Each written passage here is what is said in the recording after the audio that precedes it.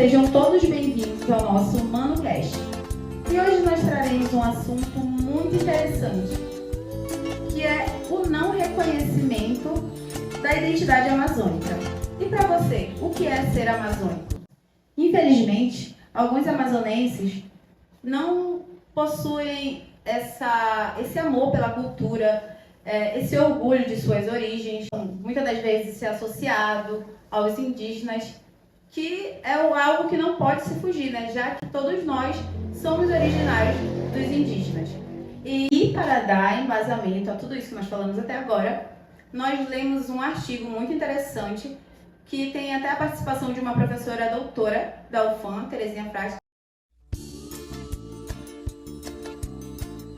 Professora titular da Universidade Federal do Amazonas, Terezinha Frade. O ser da Amazônia. Esse artigo, ele, na sua essência, mostra o processo de colonização existente no Amazonas e na Amazônia. Ele mostra quem e o que significa ser da Amazônia.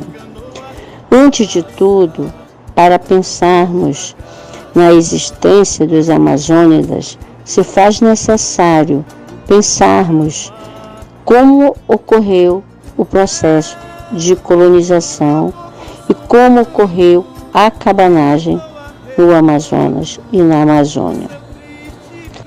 E para falar disso, a gente vai falar aqui com o meu colega Valmir, vai dar mais detalhes sobre essa leitura para a gente. Isso mesmo, Michele. E o artigo que nós lemos, ele se chama O Ser da Amazônia, da autoria de Terezinha Frade, Antônio Carlos e Sâmia Feitosa.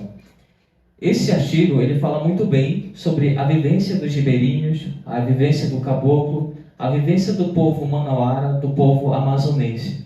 Esse artigo, ele se embasa muito porque eles entrevistaram pessoas que são natural aqui do Amazonas, né, e que se disponibilizaram a falar um pouco sobre como é a cultura, como eles vivem, como é a sua convivência com a natureza.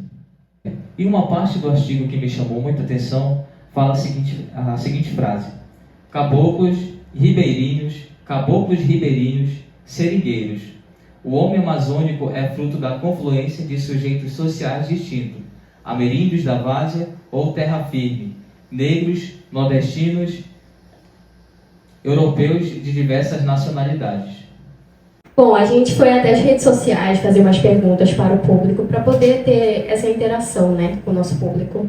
E a gente perguntou, a primeira pergunta que a gente fez foi: você se identifica com a cultura amazonense? E muitas pessoas, né, claro, falaram que se identificam com a cultura, mas teve algumas respostas interessantes, como a da Carol Santos, que ela botou: sim, nossa cultura e nossos costumes são bem únicos. A Agatha Sena, ela deu uma resposta que sim, me identifico por ser daqui e fazer parte, apesar de não achar tão valorizada quanto deveria ser.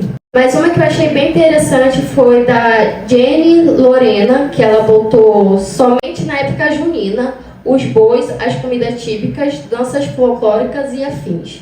Alguém quer comentar sobre as respostas? Lu, e é interessante uma resposta, na verdade, né, sobre a gente não ser valorizado.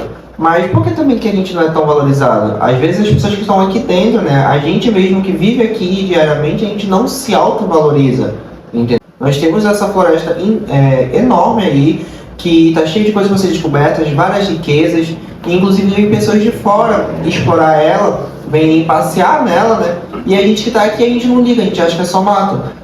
Exemplo disso, a Lana Del Rey, uma cantora que está aí na mídia, né, todo mundo conhece, todo mundo gosta.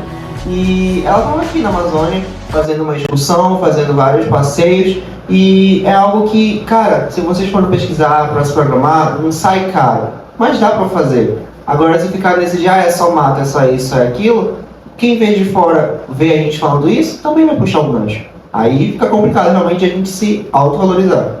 E essa questão da valorização da cultura talvez não passa por políticas públicas para incentivar o próprio cidadão amazonense a interagir com a sua cidade natal? Bom, e já puxo o gancho para outra pergunta que a gente fez para o público, que é para você, o que é ser amazônida? Ila Clícia comentou carregar com orgulho culturas, nos hábitos, crenças, traços e físicos e etc.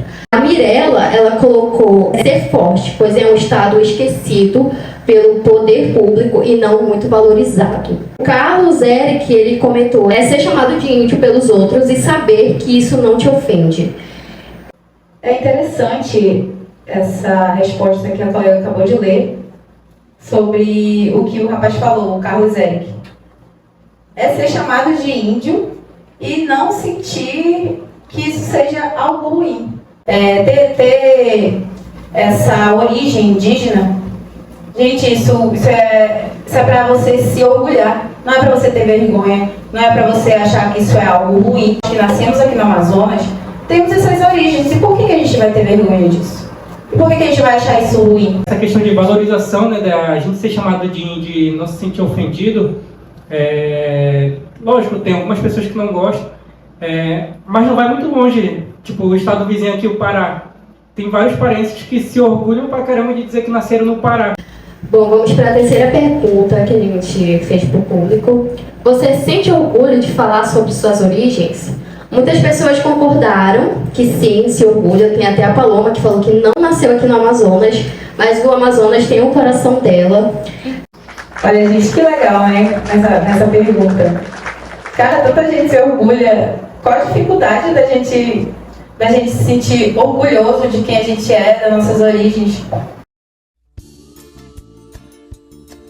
Sou Alice Souza, cabocla amazonense, jornalista, professora e apaixonada pela Amazônia. Cresci viajando de barco com meus pais pelo interior do estado, conhecendo a realidade amazônica de perto, vivenciando festivais como o do Peixe Ornamental de Barcelos e conhecendo lugares como Novo Airão, Itacoatiara, Manacapuru, guardando na memória cheiros, sabores, histórias, sensações, experiências de quem percorre as nossas estradas naturais, os nossos rios. Eles norteiam nossos caminhos e devaneiam nossos pensamentos e, sobretudo, são fonte de vida, alimento e sustento.